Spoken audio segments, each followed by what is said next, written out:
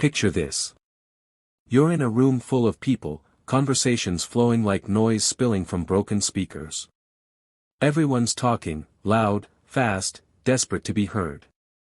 And then there's you. Quiet. Watching. Listening. You don't say much, not because you can't, but because most of what you could say feels pointless. They look at you and wonder what's wrong. They think silence means insecurity. But they're wrong. Your silence isn't emptiness, it's full of things they'll never understand. You learned something most people haven't yet. That noise doesn't equal meaning. That talking doesn't mean connection. That being silent doesn't make you invisible, it makes you powerful. We live in a world that worships sound. People talk just to hear their own voices echo in the digital void. They confuse visibility with worth.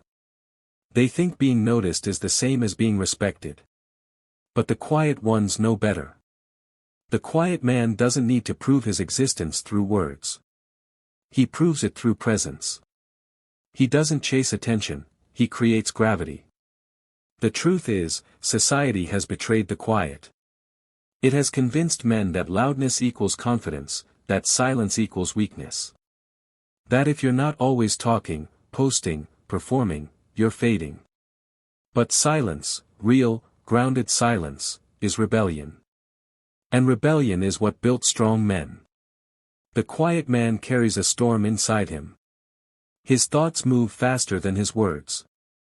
His emotions run deeper than his expressions. He's not quiet because he has nothing to say. He's quiet because he's already said it all, in his head, 100 different ways. He doesn't need to speak to understand people. He reads them, through tone, through body language, through energy. While others are busy talking, he's busy decoding. And that's what makes him dangerous. Psychologically, quiet people process more before reacting. Their dopamine reward system is wired for depth, not volume.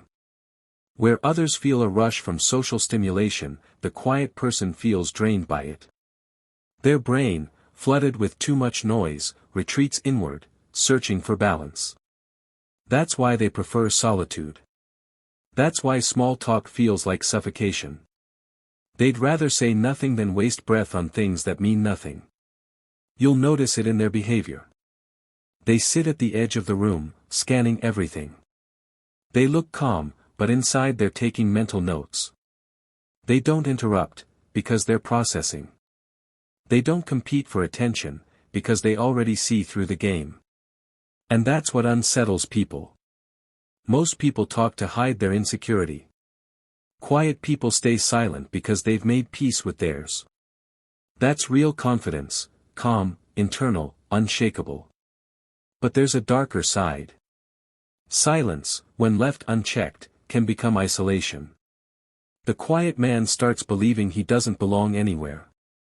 He stops sharing, stops explaining, stops reaching out. He tells himself it's strength, but sometimes, it's armor. A wall built so high, even he can't see over it anymore. And then, he disappears. Not physically, but emotionally. He becomes a ghost walking through conversations, unseen, unheard, untouched. People stop asking for his opinion because he rarely gives one. He stops expecting to be understood. And slowly, that silence he once controlled, starts controlling him. Psychologically, that's the collapse. The same defense mechanism that once protected him now isolates him. The mind becomes addicted to its own quiet, but the heart begins to starve. Because even the strongest man, the most stoic one, still needs connection. He still needs to be seen, not by everyone, but by someone. You see, silence isn't always peace. Sometimes it's the sound of a man who's given up on being heard. But here's the bitter truth. Every quiet person was loud once. Every silent man had a time when he cared, when he tried, when he spoke, honestly, fearlessly, until he realized that most people don't listen to understand. They listen to reply. So he stopped explaining himself. He learned that peace is better than persuasion. That stillness is better than approval. That the moment you no longer need to be understood, you're finally free. But freedom has a cost. It means walking alone. It means being misunderstood by a world addicted to noise. It means finding meaning not in others' reactions, but in your own clarity. The quiet man lives differently. He doesn't waste energy proving his worth. He builds it, silently. He doesn't shout about his plans. He moves in silence until results make the noise for him. He knows words are currency, and he spends them wisely. In relationships, he listens more than he speaks. He understands before he responds. He doesn't manipulate, he observes patterns. He knows when someone's lying before they finish the sentence. And that makes others uncomfortable, because you can't deceive someone who lives in stillness. Modern society fears this type of man. Because he's unprogrammable. He doesn't need validation, trends, or applause to feel alive. He's the opposite of what the system wants. He's quiet. He's self-aware. And he's impossible to control. That's why quiet men are often alienated. They're not fun. They're not open. But that's exactly what gives them power. They're selective with their energy. They know where to invest attention, and where to withdraw it. They understand that most people speak to be heard, not to connect. And that's why they speak less, but mean more. Yet, silence doesn't have to be a cage. It can be a weapon.